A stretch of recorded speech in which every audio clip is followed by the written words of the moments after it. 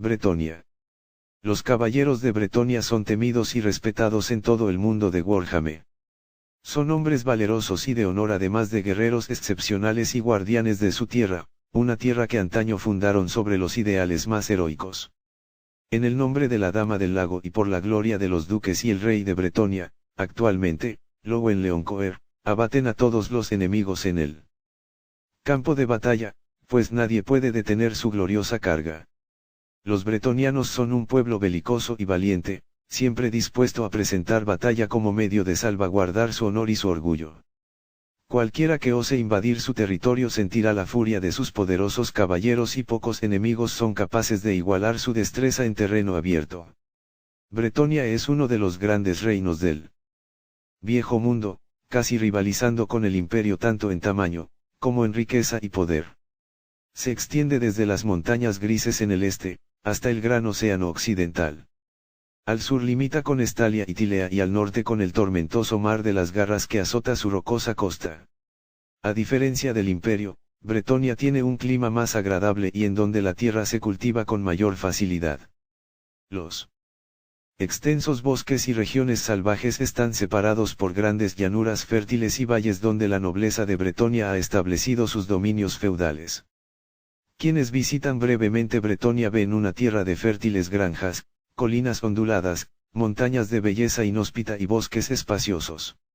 La población está formada por caballeros nobles y corteses, bellas damas y campesinos satisfechos y respetuosos. Los cocineros bretonianos son famosos por sus habilidades culinarias, y el vino que se elabora en los viñedos del campo es célebre en todo el Viejo Mundo. Esta es la imagen que los bretonianos quieren dar, y no es del todo falsa. Sin embargo, sí que oculta ciertos problemas. Las montañas son el hogar de pieles verdes, y en el bosque habitan inmundas criaturas. Muchos campesinos se mueren de hambre, y por toda la región abundan caballeros que usan la cortesía para enmascarar las brutalidades que cometen. Incluso los magníficos sabores de la comida suelen ocultar ingredientes putrefactos.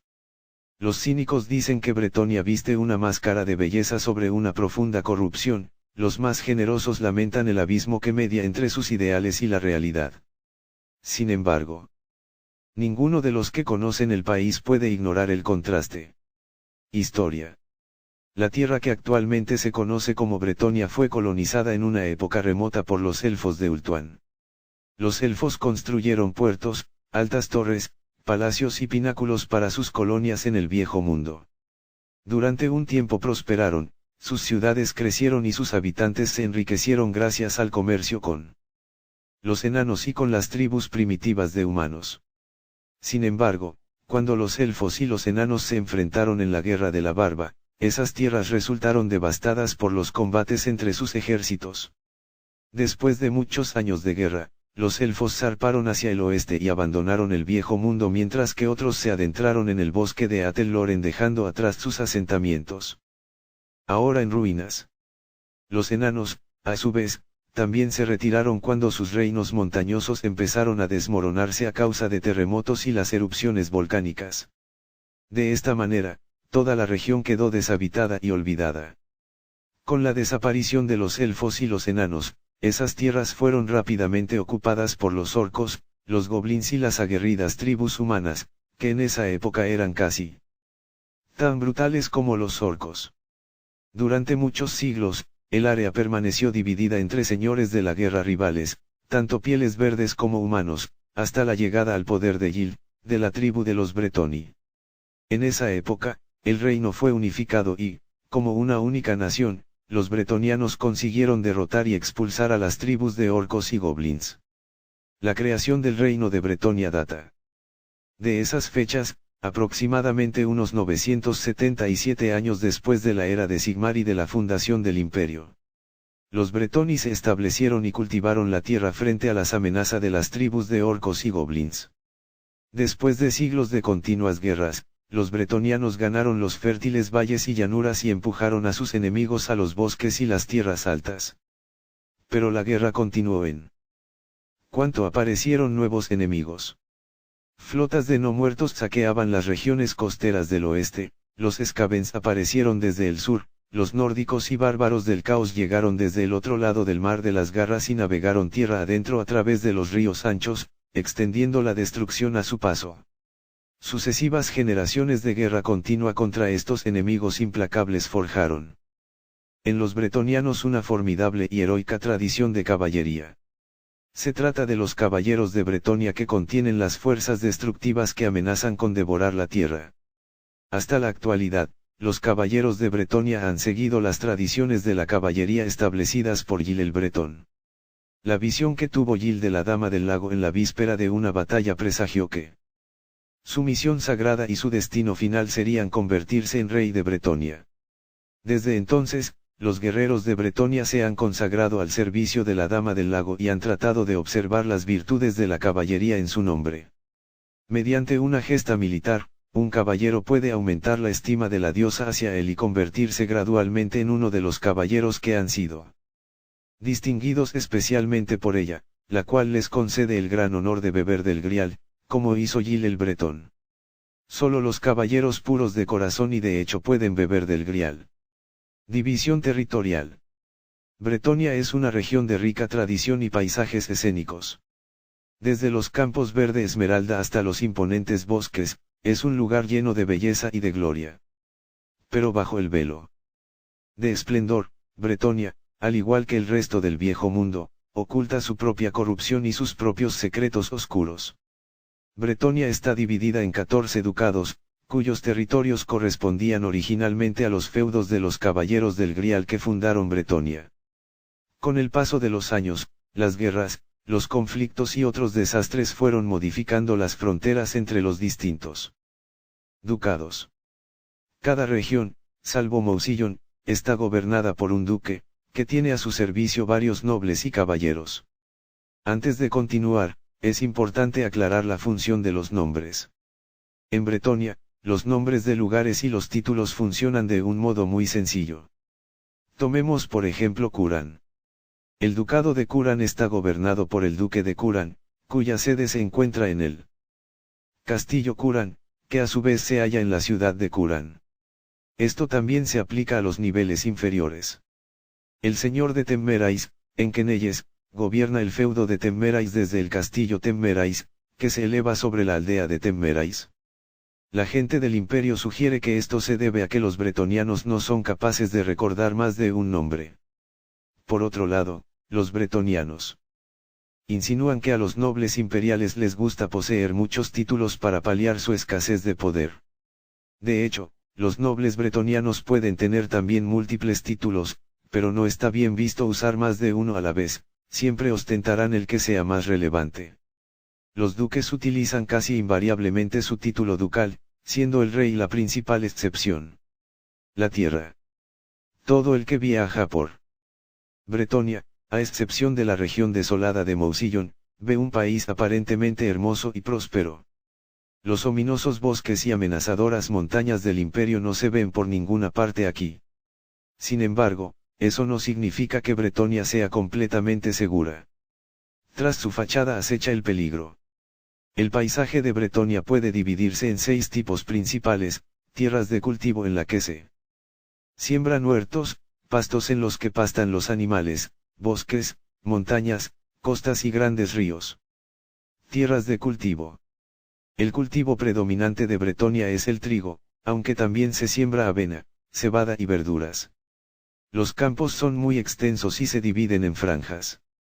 Cada familia campesina se encarga de una de estas franjas, y las diferencias en su cultivo hacen que muchos campos presenten un aspecto veteado. En las colinas son frecuentes los huertos frutales y viñedos, ya que la tierra está demasiado inclinada para labrarla fácilmente. A menudo hay ovejas pastando bajo los árboles frutales. Los campesinos trabajan las tierras casi constantemente. Con buen tiempo, esto contribuye a aumentar el encanto del paisaje, ya que la mayoría de los campesinos parecen contentos. Con mal tiempo, encorvados bajo el viento y la lluvia, casi parecen fundirse con el entorno debido a la capa de barro que los cubre. En estos tiempos, apenas pueden verse por los campos. La mayor parte de las colinas de Bretonia se usan como pastizales, mientras que las llanuras y valles se dedican al cultivo. Los animales de pastoreo evitan que la hierba crezca demasiado, y el paisaje de verdes colinas salpicadas de ovejas blancas o típico ganado bermejo bretoniano es bastante habitual. Pastores y ganaderos cuidan de rebaños y manadas. En el sur de Bretonia son comunes las pastoras, pues allí es la única ocupación que permite a las mujeres viajar por sí mismas. En el norte no se ve con buenos ojos la idea de dejar que las mujeres se aventuren solas por las colinas. Los rebaños de ovejas atraen a todo tipo de depredadores, desde lobos hasta goblins, orcos, hombres bestia y demás. En consecuencia, la vida de un pastor es mucho más peligrosa de lo que parece. Las pastoras en concreto tienen reputación de ser guerreras duras y peligrosas, y por lo general les cuesta encontrar marido. A la mayoría ni siquiera les importa.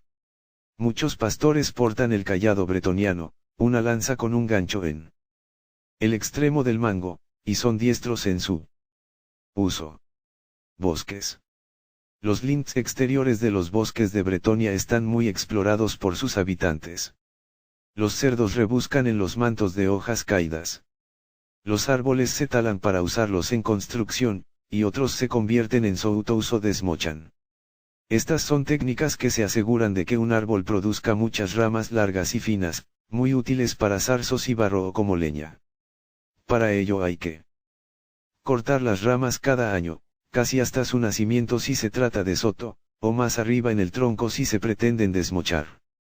En Bretonia es más común el desmoche, para que los cerdos y las ovejas no puedan comerse los brotes de las ramas nuevas. Como resultado, los árboles de estas zonas están muy separados entre sí para facilitar el acceso, y hay muy poca maleza. Sin embargo, más hacia el interior, los bosques se vuelven tan oscuros y espesos como cualquiera del imperio. No hay elfos en los bosques de Arden y Challenge, el Atelloren está fuera de lo que se considera Bretonia, y ningún humano vive más allá de los límites colonizados. Por tanto, son un refugio para hombres bestia y demás monstruosidades similares, o incluso para sectarios de las fuerzas malignas. Los forajidos humanos suelen establecer sus guaridas junto a los márgenes de los bosques, y suponen un perímetro defensivo muy importante para las comunidades locales, ya que evitan que las peores criaturas salgan de las profundidades de los bosques.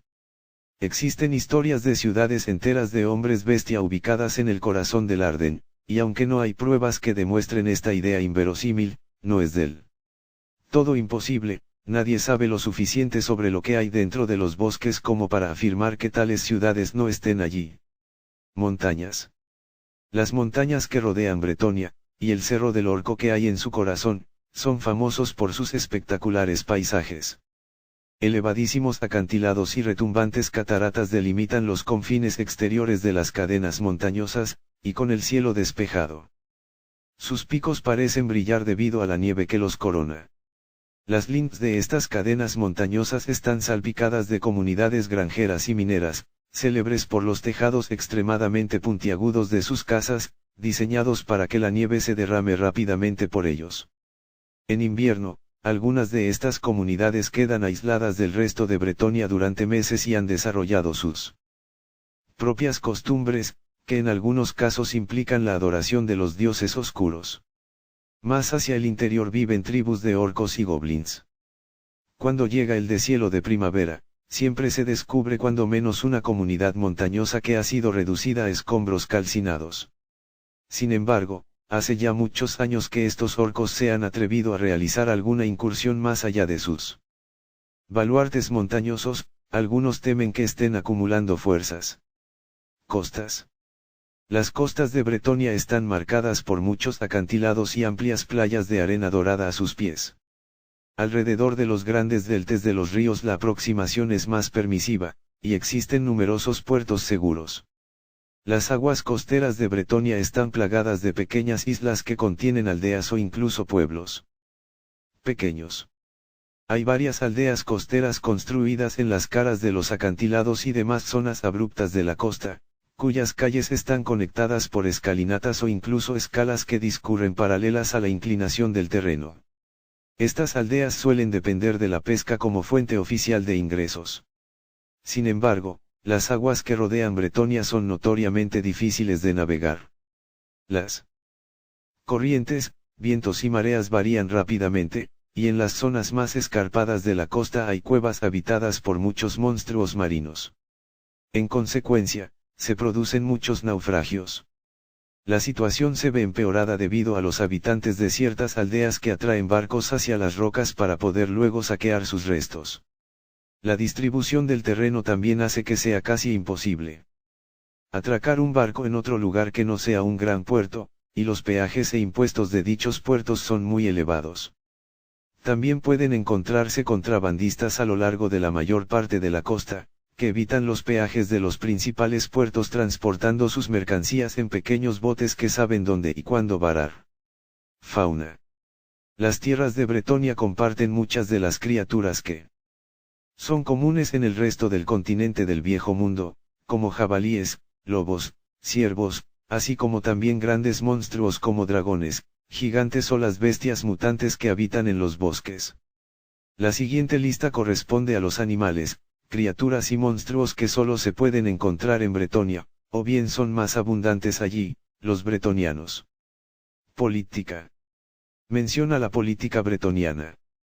A la mayoría de viejomundanos, y pensarán en caballeros realizando juramentos de lealtad, disputas entre familias nobles que se remontan a generaciones atrás, y la pompa y solemnidad de la corte real. No cabe duda de que son rasgos muy importantes del reino, y es cierto que los campesinos están excluidos de todo poder formal. Sin embargo, esta exclusión no implica que los campesinos se mantengan totalmente al margen de la política, nada más lejos. La política invisible de Bretonia, el entramado de relaciones y responsabilidades entre señor y campesino, es tan importante, turbulenta y depravada como las ostentosas relaciones entre los miembros de la nobleza. El sistema feudal. La política nobiliaria se desarrolla en el marco del sistema feudal, un arcaico sistema político originado en el Viejo Mundo hace varios siglos. Hoy día, Bretonia es la única región en la que aún prevalece. El sistema feudal se basa en juramentos de lealtad entre individuos y carece de un concepto abstracto de Estado.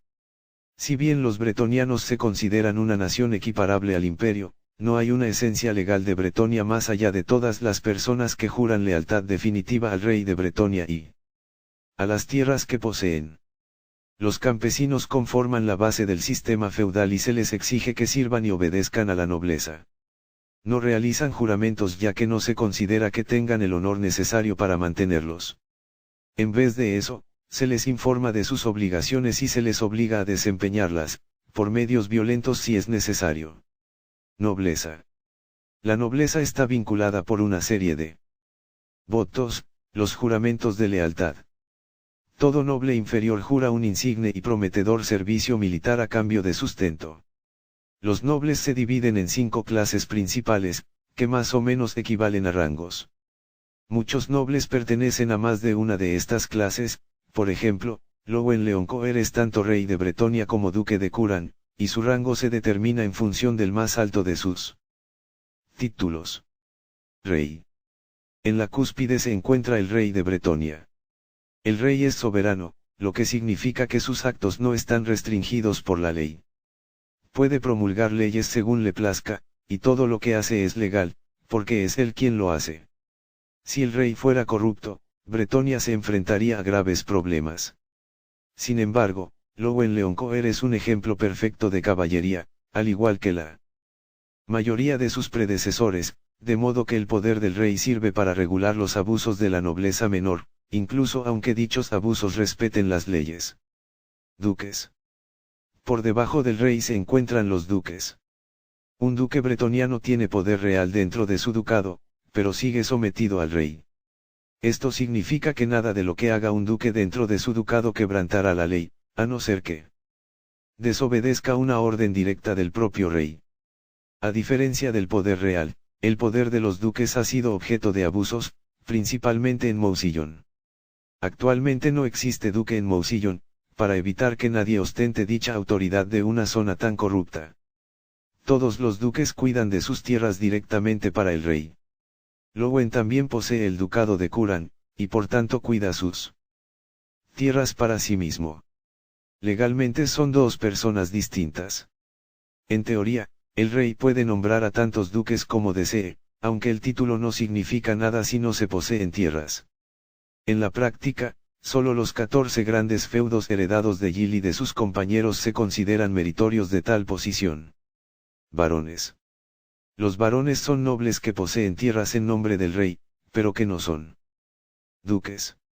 Están sometidos a la ley real y a las órdenes del rey, pero no a las leyes u órdenes de ningún otro noble, incluidos los duques. Así, una baronía es legalmente independiente del ducado en el que se encuentra. No hay muchos varones en Bretonia. Es preciso señalar que los nobles que reciben tierras de Lowen-Leoncoeur en su capacidad de duque de Curan no son varones, solo quienes las reciben de su cargo como rey de Bretonia tienen ese título. Lores. Por debajo de los varones están los lores, nobles que poseen tierras de otros nobles que no son el rey. Están sometidos a la ley real, a la ley ducal del ducado al que pertenecen sus tierras, y a las leyes de su señor inmediato. Incluso los vasallos de los varones están sometidos a la ley ducal, la inmunidad de los varones no se transmite. Los lores conforman la abrumadora mayoría de la nobleza terrateniente de Bretonia. Caballeros. Conforman el rango nobiliario más básico. Los caballeros no poseen tierras, y a menudo sirven a los nobles a cambio de comida y alojamiento. Es importante señalar que todos los nobles son también caballeros, solo los que carecen de cualquier otro título se encuentran en la parte baja de la jerarquía. Títulos honoríficos. Los títulos honoríficos acarrean derechos legales de menor importancia que los correspondientes a los títulos de poder. Conde, los condes son nobles ricos y poderosos. Este título no otorga poderes adicionales, pero es una señal de reconocimiento por parte del rey. Muchos condes son también varones, pero no todos. Marqués, un marqués es un noble responsable de un feudo en una zona susceptible a un ataque. Normalmente situada en las fronteras del reino. El marqués tiene potestad para reunir tropas y construir fortificaciones sin tener que solicitar permiso a sus superiores. Castellano, un castellano es un noble responsable de un gran castillo, que normalmente es propiedad de su superior feudal. Tiene autoridad plena sobre el castillo y sus tierras, a no ser que su señor esté presente. Justicia mayor, un justicia mayor es un experto en leyes.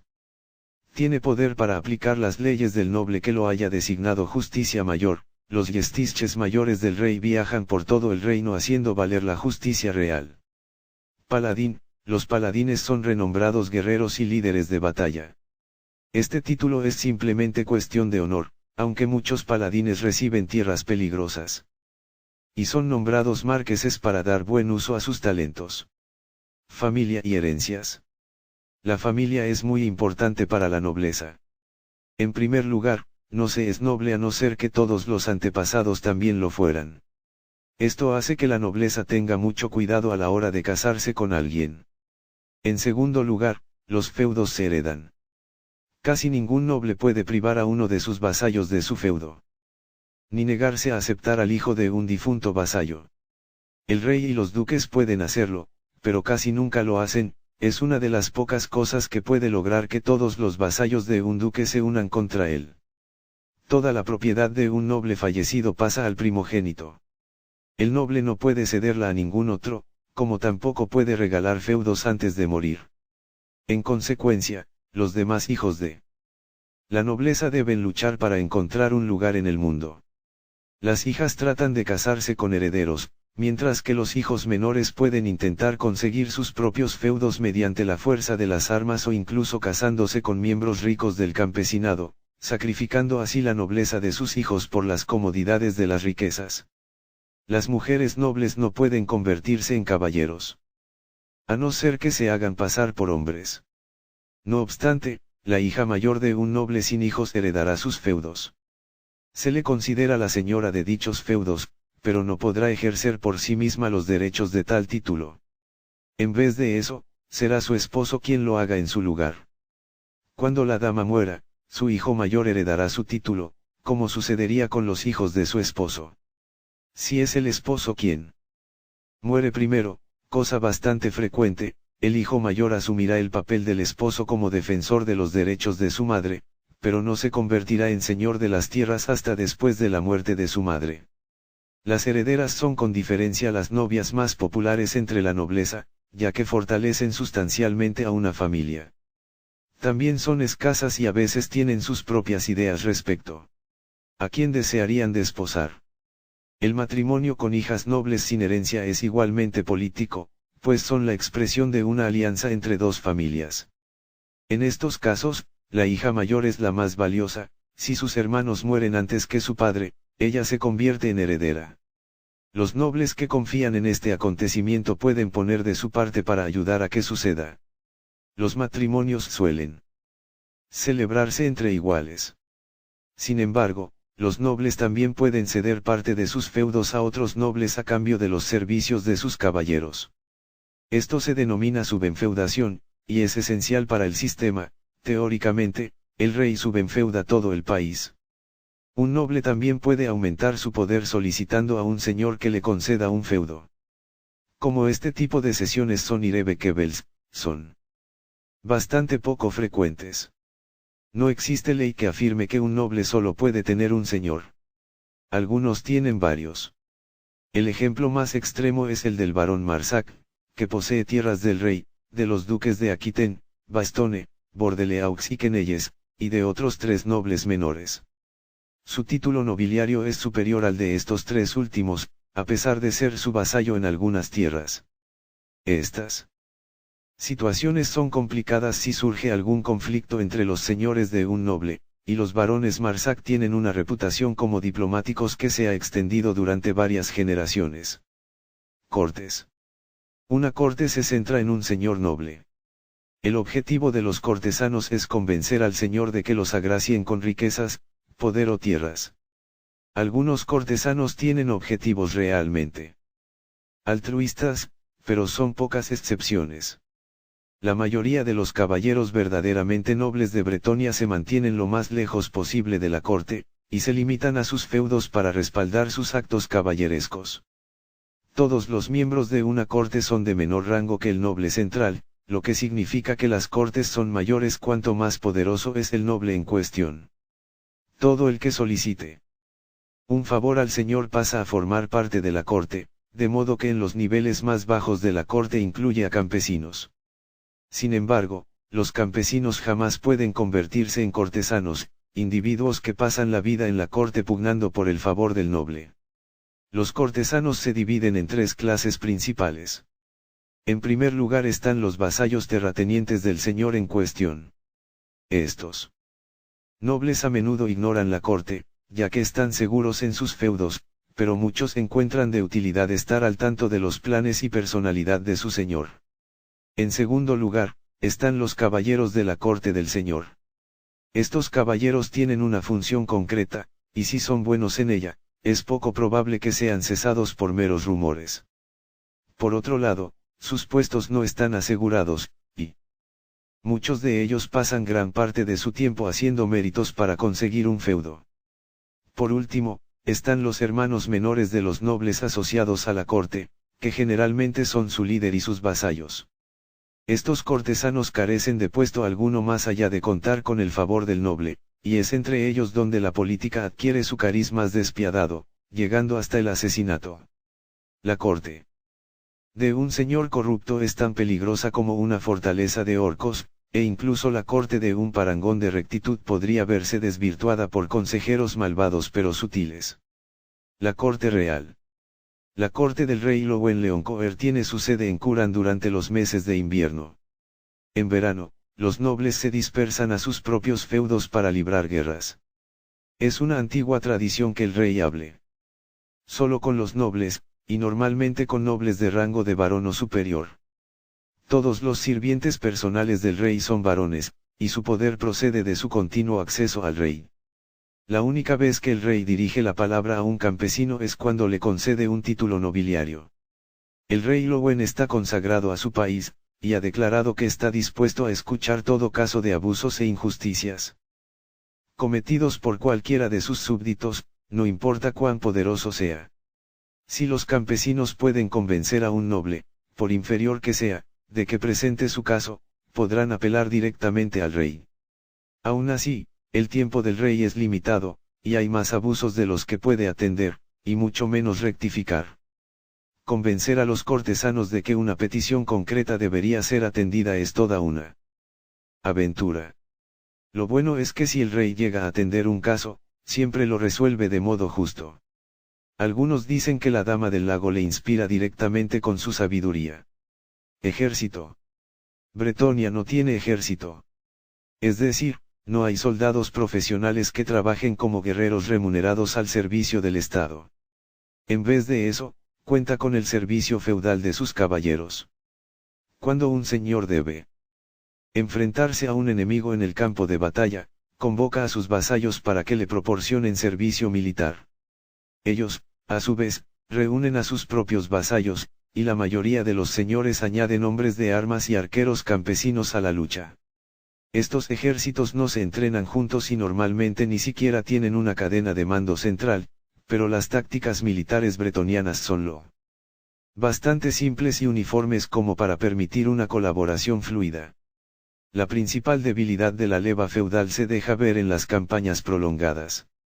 Señores y caballeros deben regresar a sus feudos para actuar como gobernantes o para defender sus propios hogares, y la mayoría solo puede mantener unida la leva durante 40 días.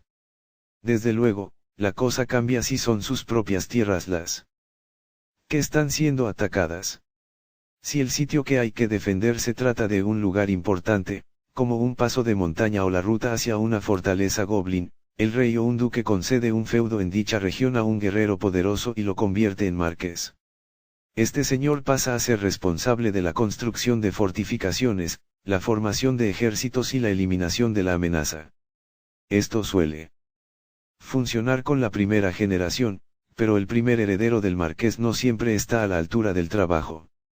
Algunos incluso recurren a aventureros de baja ralea en busca de ayuda. Por último, el rey es el único que puede declarar una guerra de caballeros nobles, en la que se convoca a la mayoría de los caballeros para que luchen y demuestren su virtud. Héroes.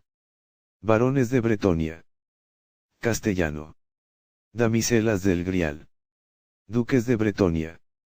Paladín de Bretonia. Unidades. Altar de guerra bretoniano. Arqueros campesinos. Bandoleros. Caballeros a pie. Caballeros andantes.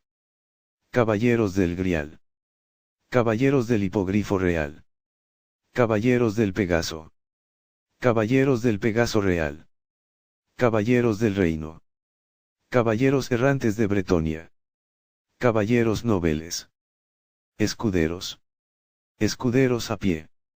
Guardianes del Grial. Hombres de armas.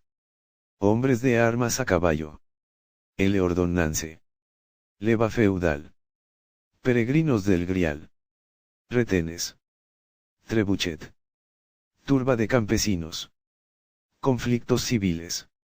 Bretonia no es una región completamente pacífica, aun exceptuando los ataques de los orcos de las montañas y los hombres bestia de los bosques, la tierra también se ve asolada por batallas entre nobles.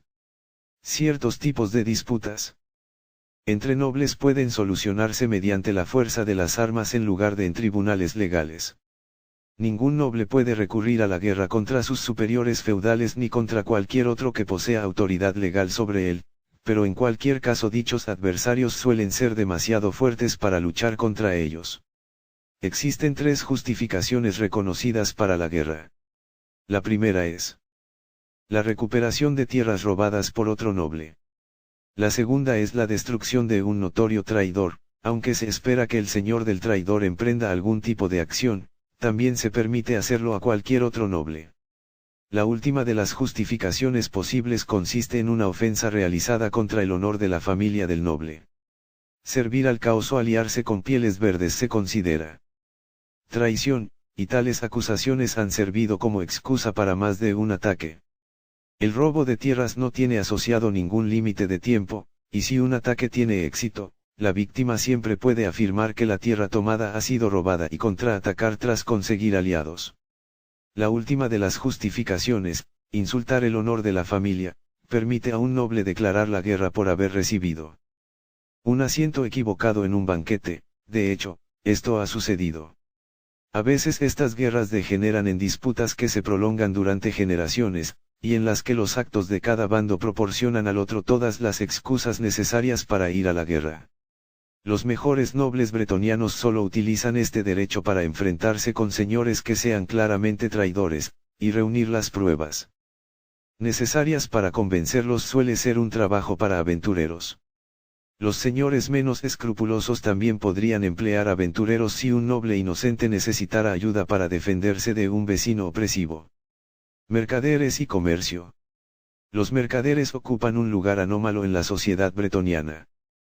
Casi todos ellos son campesinos, pues muy pocos nobles se dignan a ensuciarse las manos con los oficios. Sin embargo, los mercaderes prósperos son a menudo mucho más ricos que los nobles a los que sirven.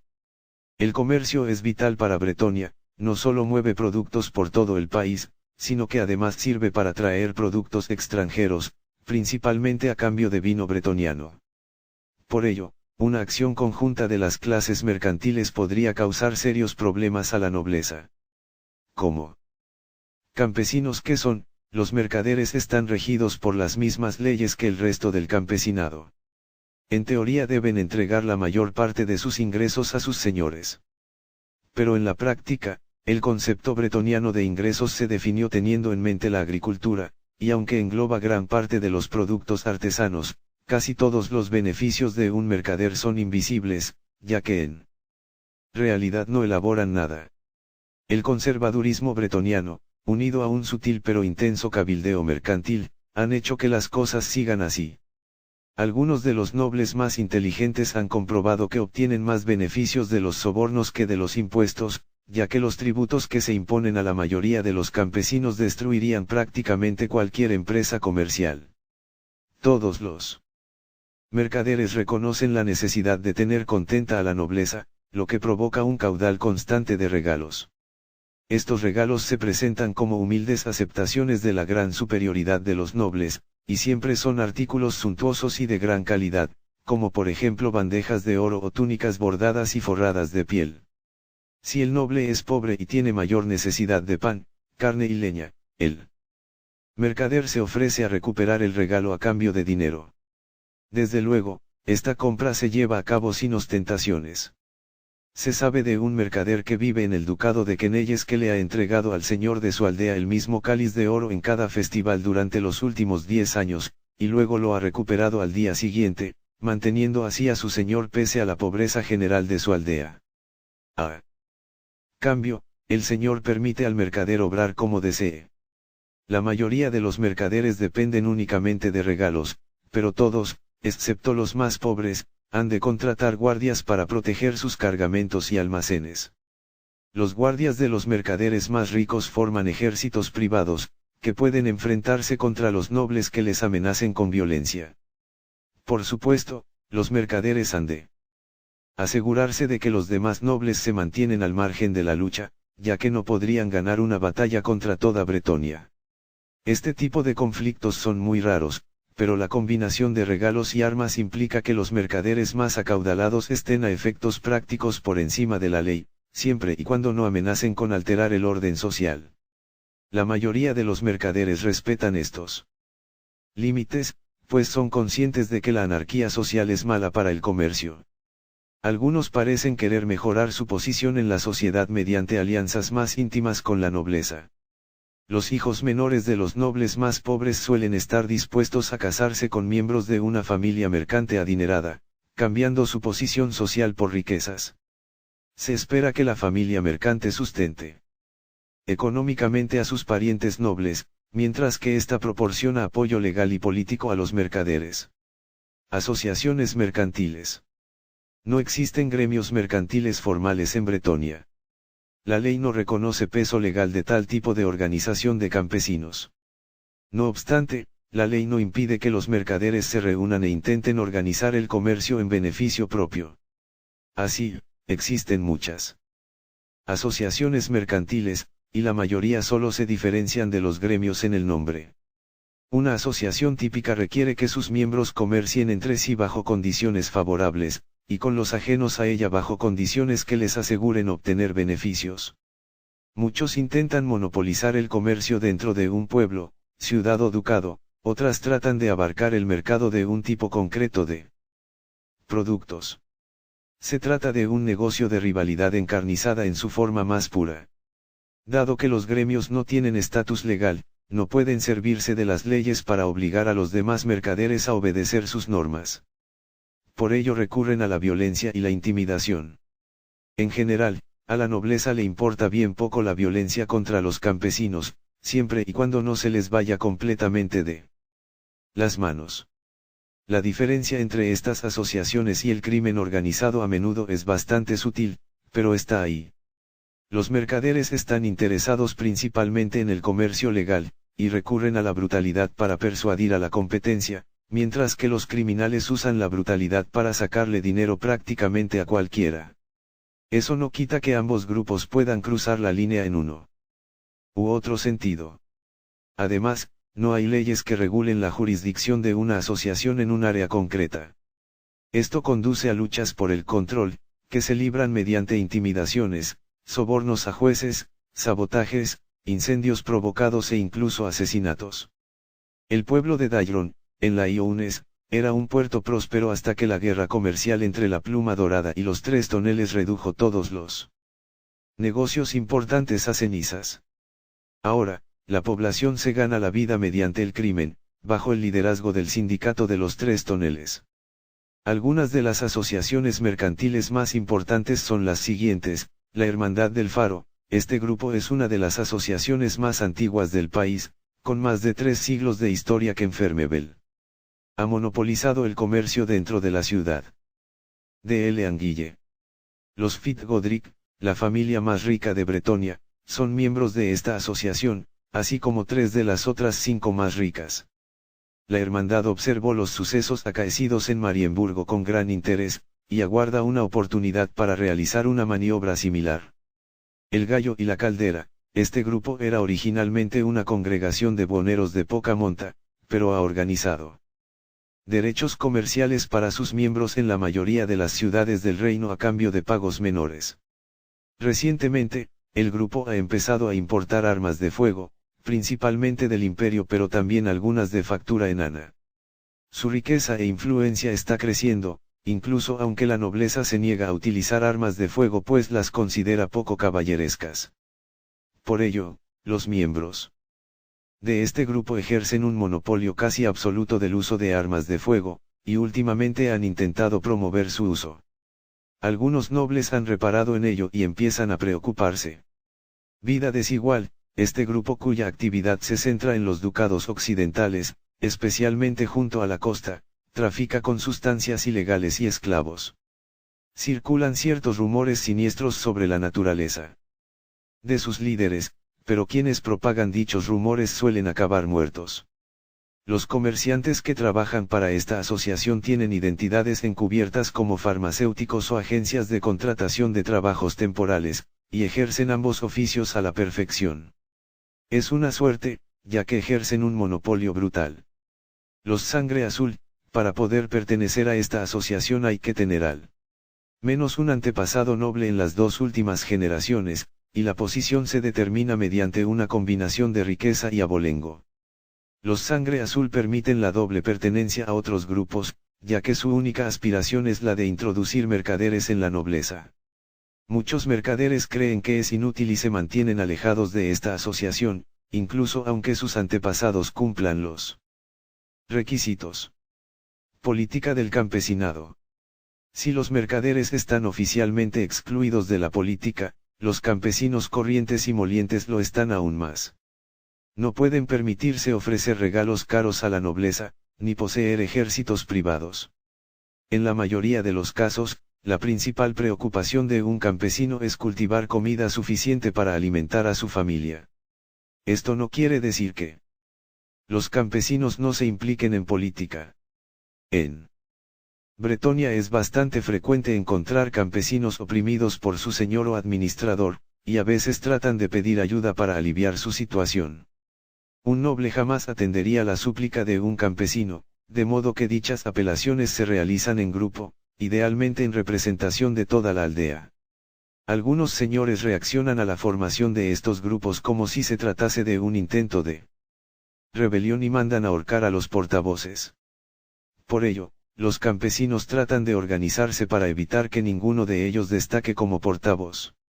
Suelen conseguirlo recitando su queja al unísono, después de practicar durante horas, caminando lentamente en círculo frente al noble, de modo que nadie queda al frente, o aprovechándose de un forastero ingenuo, un aventurero bien intencionado, por ejemplo, para que les sirva de pararrayos. Estas técnicas nunca son completamente eficaces, ya que si un señor se propone colgar a alguien para restaurar el orden se limitará a escoger a alguien al azar. Por lo tanto, los campesinos tratan de no involucrar a la nobleza en sus disputas en la medida de lo posible. Esto puede parecer difícil, pero los problemas de los campesinos casi nunca se deben a que el señor visite personalmente la aldea y propine palizas a la gente.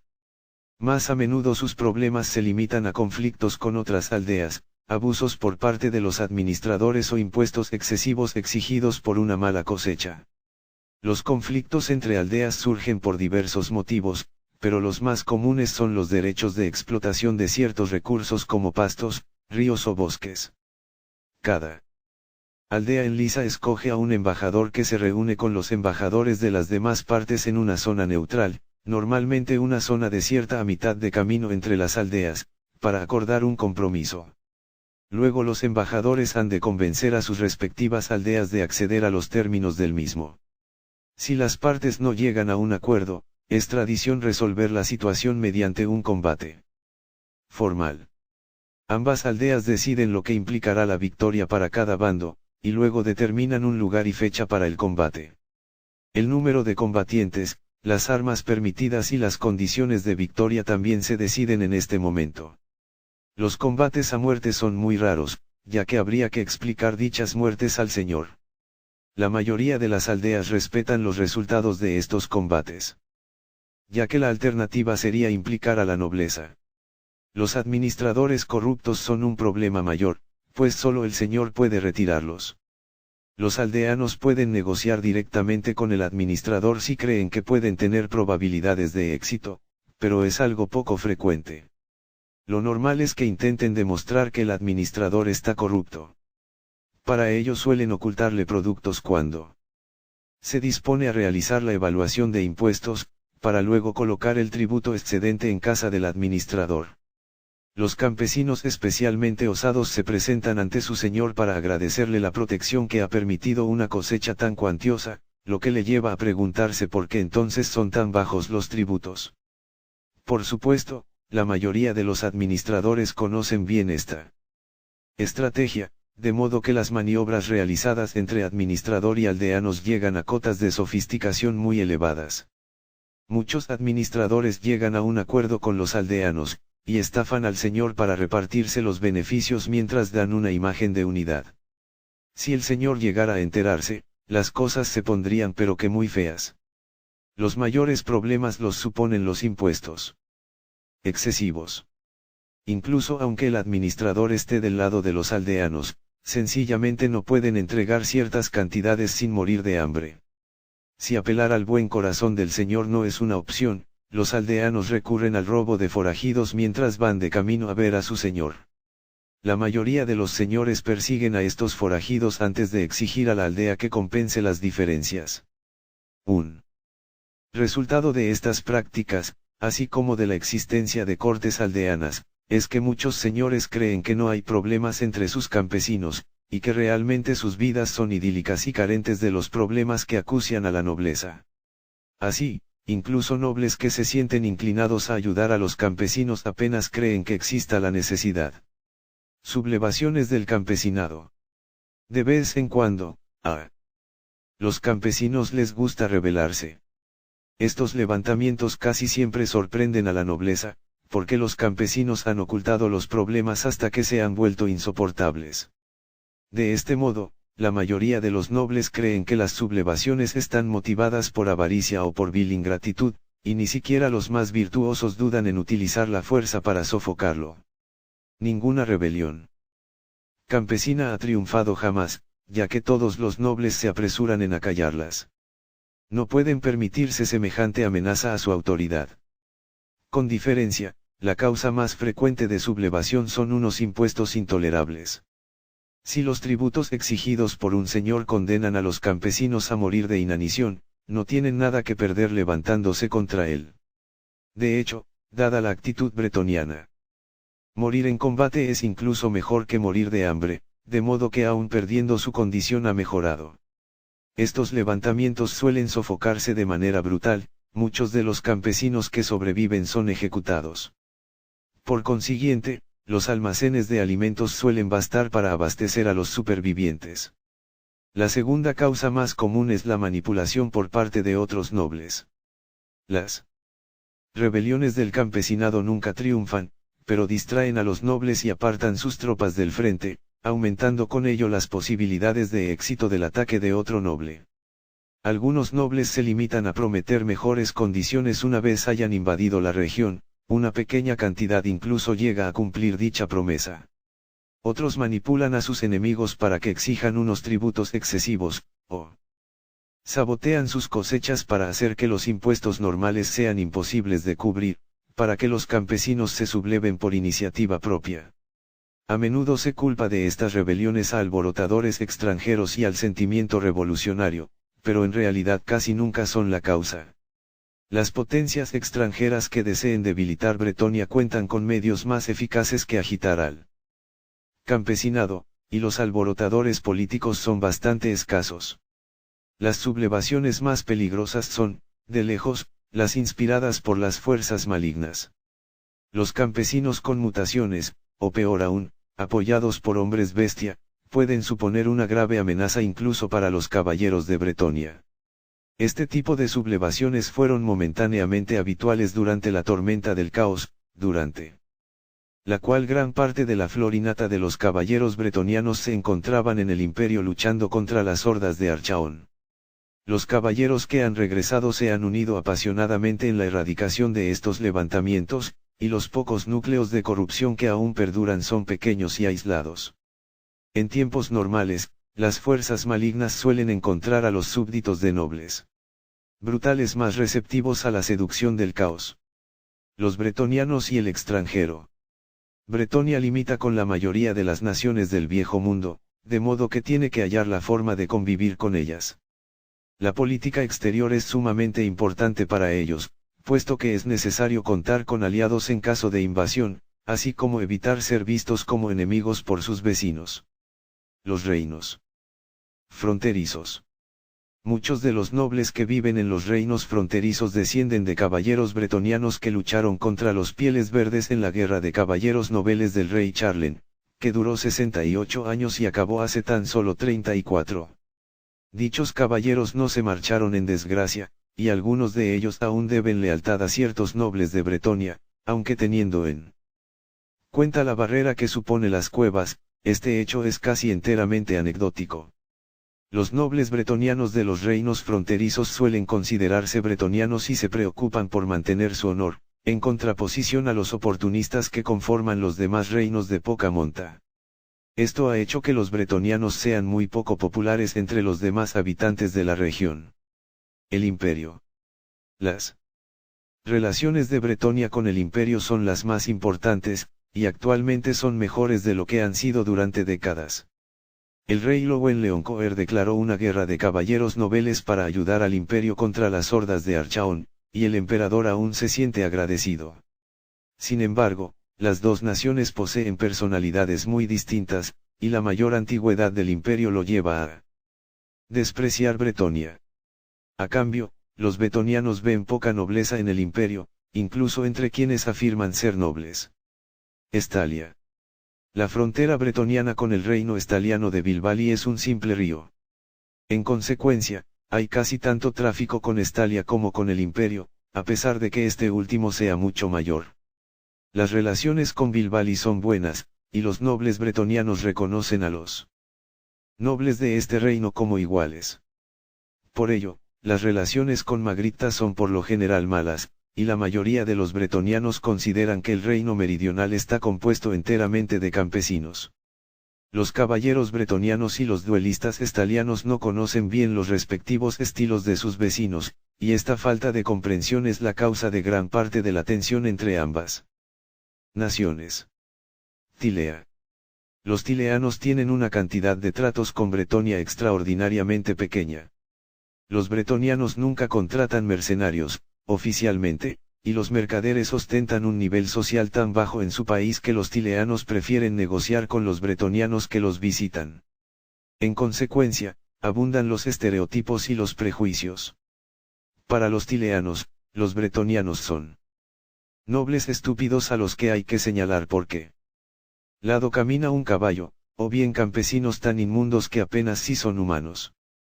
Para los bretonianos, los tileanos son ladrones que fingen ser mercaderes, o bien asesinos que afirman ser guerreros mientras contratan sus servicios al mejor postor. Las tierras desoladas. A los bretonianos les gustaría incorporar las tierras desoladas a su reino, siempre y cuando pudieran hacerlo sin ofender al imperio. Los límites entre la marca de Curán y las tierras desoladas están muy poco definidos, y Adalberto, marqués de Curán, estaría encantado de añadir Marienburgo a su reino y solicitar el estatus de ducado. Los duques Folcard de Montfort y Hagen de Gisoreux también contemplan el norte con ojos golosos, aunque las montañas grises dificultan todo intento de conquista por su parte. Los marienburgueses son conscientes de estas ambiciones, y por lo general enfrentan al imperio y a Bretonia entre sí. El debilitado estado del imperio les ha llevado